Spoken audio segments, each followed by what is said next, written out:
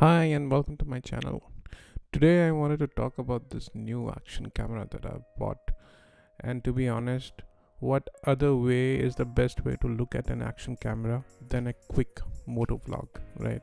This isn't going to be a moto vlog, but basically I have attached the camera to my helmet, and this is where it's exactly supposed to be, and that's how you're supposed to be reviewing a action camera. What else do you do with an action camera otherwise, right? Put it on your motorcycle helmet, go around, talk about shit. That's what you do. All this while, I've had action cameras, but this is the first action camera that I have purchased from a premium brand. Now, since I was going to spend so much of money, I kind of did my part of doing the YouTube review just like how you would do, and not much is around, to be honest. It's pretty clean and clear. There are three major players. One is the GoPro, who are the pioneers of action camera, who started the era of action cameras, to be honest. Then you have got the next competitor to GoPro, which is the DJI Osmo Action, and the last one, which is the newest kid on the block, is the Insta360 1R Twin Edition, and that is what I was looking at, to be honest, because that actually hit my eye because it is a modular solution that they have provided. I mean, where you can either use the 360 camera or the action camera that is provided along with the entire module, right? So quick price view is the GoPro 8. I wasn't looking at 9 because it was way out of my budget. GoPro 8 with the media mod would have costed me about 37,000, and the DJI Osmo Action would have costed me about 21k, excluding the external mic connector. And the Insta360, the twin edition, was costing me about 40k when I bought it from Amazon, plus 1190 rupees for the external mic connector. Now, to be honest, in terms of the video quality and the picture quality and the kind of audio that you get, it's just a little here and there, right? Basically all the three has great picture quality, all right, and they have the ability to shoot at 4K, and the colors are bright, and I think I like the picture quality of the GoPro and the Insta a little more than Osmo, because this is my personal feeling, right? I like the colors to be a little more saturated, and the colors that comes out of the Osmo action camera, they are a little flatter. I don't know how far you can color grade them, because the last time when I tried to color grade a footage out of an action camera, I kind of lost a lot of quality. So I kind of prefer something that has punchy colors. The skies look blue and the greens look green. You get the idea of what I'm trying to say. So whatever I get out of the camera, if I can just start editing onto those with those colors without minimal amount of color grading that I have to do from my end as part of post processing, the better it was. So that because of that reason, DJI Osmo Action was immediately out of my list. So the other two options were the GoPro 8 and the Insta360 1R Twin. Again, it was a little easy for me because GoPro was just a regular action camera. Nothing wrong with it. It's always I always prefer standalone systems that is meant to do only one thing. But in this situation, I like the idea of the modular system that Insta360 was providing, where you can just unplug the 360 camera and plug the action camera, and then vice versa, right? So I have an option of doing 360 when I want to, and I have no option of doing an action camera, a regular action camera. So the choice was simple. It was if you go and look at the other reviews, right? They talk about the picture quality and the itsy stuff which you will never even notice when you look at the footage. If you are looking at the footage right now, you can see how clear and how crisp and colorful it looks, and it looks extremely good. I mean,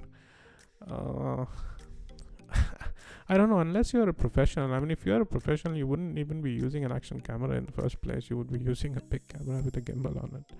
So for people like us, if you're spending that money, you cannot go wrong with any of the three. It all depends on the features that you're getting and the thing that you would want to do in the future with the camera that you have bought. So 360 degree was something new for me, and I kind of wanted to explore it more. So that's the reason why I picked up an Insta360, and now it's completely up to you. If you are not interested in 360, you you wouldn't know if you need it unless you see it. So the next part of the video, I'm gonna show you some 360 footage and the kind of things that you could do, and that may help you deciding whether or not you want to pick up the Insta360 over GoPro. Like I said again, everything else, right, it is just a little bit here and there. In terms of stabilization, you can look at it right now. I don't know about DJI Osmo, but in terms of the stability, all the three have great stability programs. They have their different terminology in different brands, but all of them do a great job when it comes to stability. Now, one thing that I did not like about the Insta360 stability is that I don't have an option to turn on the stability program while I'm shooting the video.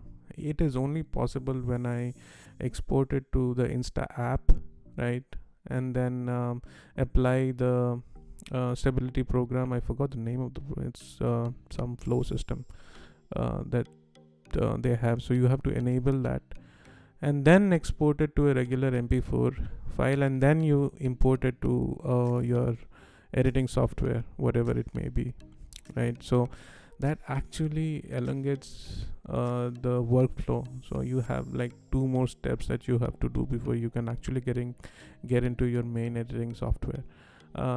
That is something that I did not like, but I can work with it. It's okay. It does not take a lot of time. But apart from that, everything else, I could not find a reason why I should not buy an Insta360R. Now that was about it. I mean, I'm not gonna go through the specs and all because all three are great. They all do 4K up to 60 FPS, and you are looking at the quality of the picture right now as I speak. Next, I'm gonna show you some clip of 360 that I've done, and to be honest, you know what? Why don't I just switch over to the next 360 footage that I've done, and then I can talk about it while you look at the footage. Okay, here comes the 360 footage. I'm just gonna let you look at it for a while, and then I'm gonna start talking about it. Just have a look for about 5 seconds, okay? See what happens.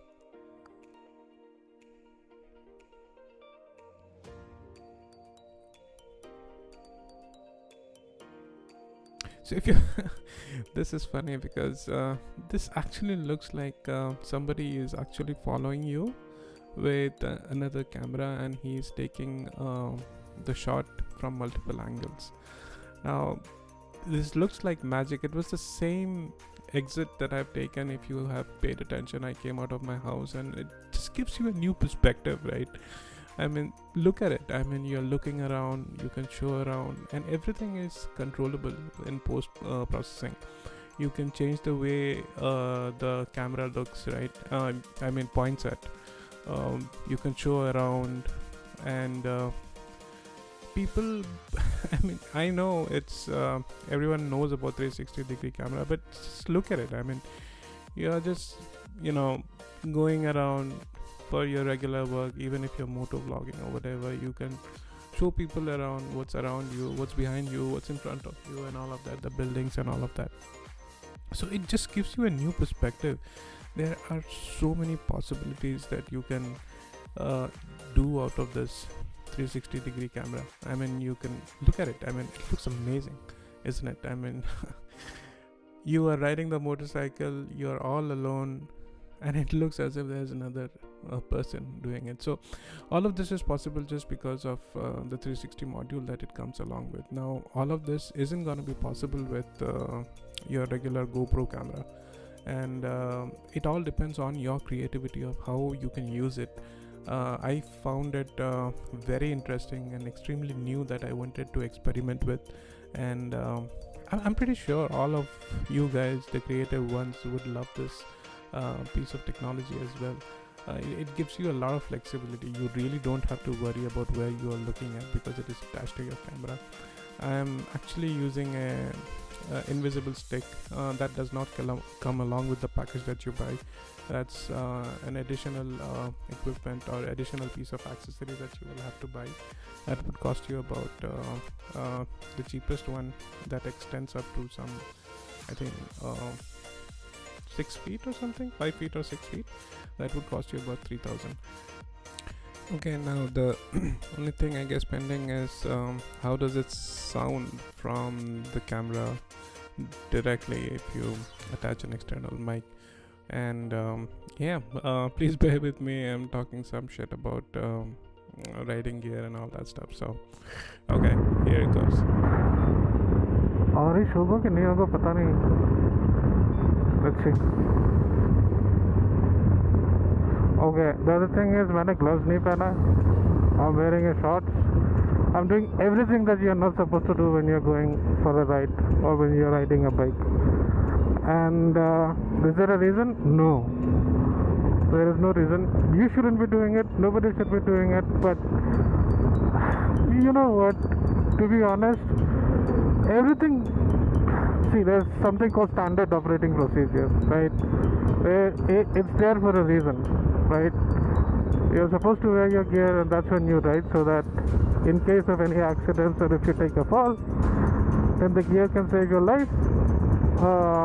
Most of the time, right? You think that Okay, I think that was enough gyan about riding and riding gear and where you should be wearing it. Not that it is not important, it's really important, but not for this video. Here we are talking about the Insta360R and why you should be purchasing and why I purchased it. I'm not gonna say you go ahead and buy it, it's the best thing, but I'm just giving you my reasons of why I bought this and why I found it interesting. Any which ways, something happened right at the end of this footage. That is something that I will keep it for the next video as part of moto vlogging or something of that sort. Something shitty that happened, and any which way. So I hope you liked the video, and I'm probably gonna make another part of this same topic where I talk about the app that comes along with it, how to use it, because it's easy but it may be confusing for people who are just starting out. So that was it for this video. Thank you so much, and keep looking for the next upcoming video. Thank you. Bye bye.